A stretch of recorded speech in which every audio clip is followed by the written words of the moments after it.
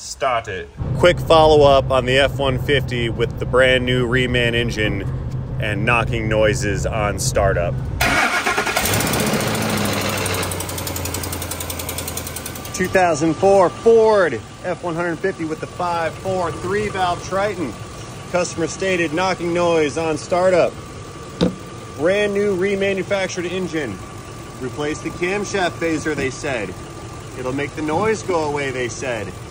And I think it did, but it's been running for a minute, and I come over here. You guys hear that?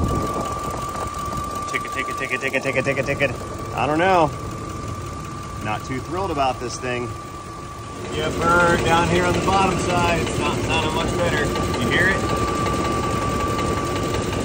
Ticket, ticket, ticket, ticket, ticket, ticket, ticket, ticket, ticket. Not ideal. Okay, half hour later, it's starting to shut up some. It's not so bad. We'll see how this works out over time. We're gonna run it and drive it some and see what she does. Start it.